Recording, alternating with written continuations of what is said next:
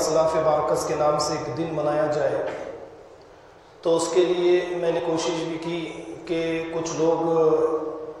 اس دن کو منوانے میں ہمارا ساتھ دیں، کوئی جگہ کا انتخاب کرے، کسی دن کا انتخاب کرے، لیکن میں نے غور کیا کہ اس میں لوگوں کی کوئی دلچسپی نہیں ہے، لہٰذا پھر میں نے ارادہ کیا کہ اسے خطبہ جمعہ ہی کے موقع پر تاکہ لوگوں کے سامنے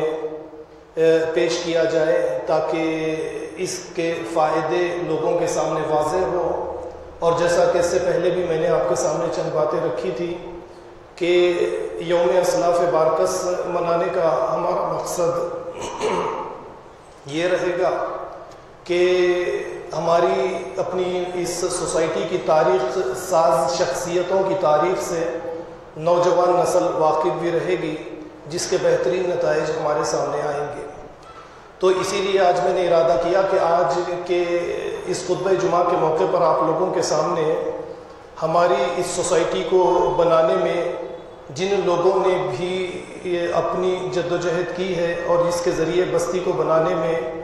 ایک ان کا اہم کردار رہا ہے، اسی پر روشنی ڈالی جائے۔ ویسے تو ہماری بستی میں رہنے والے افراد ان باتوں سے اچھی طرح سے واقف بھی ہیں، اور نوجوان جو ہے وہ ان باتوں سے واقف نہیں ہیں۔ تو جیسا کہ آپ کو ایک صدی پہلے کی طرف اگر میں لے کر چلا جاؤں تو یہ باتیں تو آپ جانتے ہیں کہ یہاں پر یمن سے بعض قبائل شہر حیدرآباد،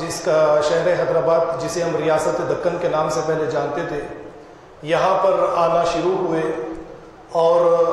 محسن بن غالب القصیری جو 1830 میں پہلی مرتبہ شہر حیدرآباد آئے، ناصر الدولہ کے دور میں آپ کو جمیدار بھی آپ کی حکومت میں مقرر کیا گیا تھا۔ اس سے پہلے بھی کئی عرب دکن میں آ چکے تھے، لیکن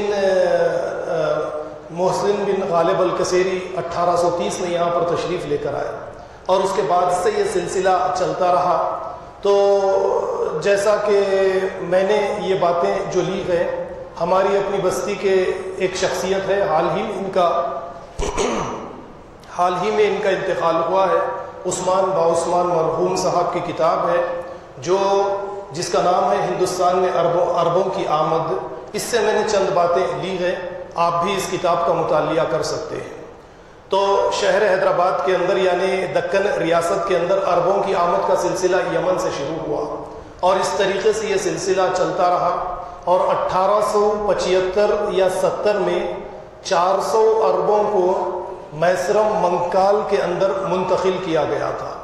اور ان کی ڈیوٹی میسرم منکال سے کنگ کوٹھی پر مقرر کی گئی تھی،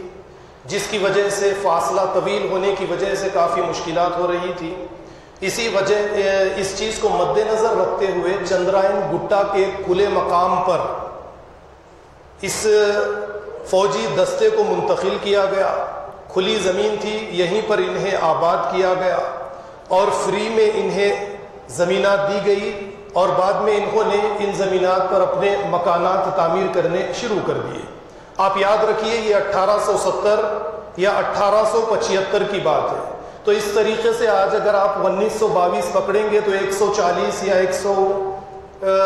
142 سال اس طریقے سے، یا 141 سال آپ کیلکولیٹر لے کر دیکھ سکتے ہیں۔ تو یعنی چندرائن گٹے کے کھلے مقام پر انہیں لا کر آباد کیا گیا، اور پھر یہیں پر ان کے رہنے کے لیے بیرکس بھی بنائے گئے، اور اس کے بعد میں اس کی بیرکس کی بولی بارکس ہو گئی، اور آج تک اسی نام سے اس کو جانا جاتا ہے۔ سارے ہندوستان میں اسی نام سے یہ بستی مشہور ہے۔ ہم جہاں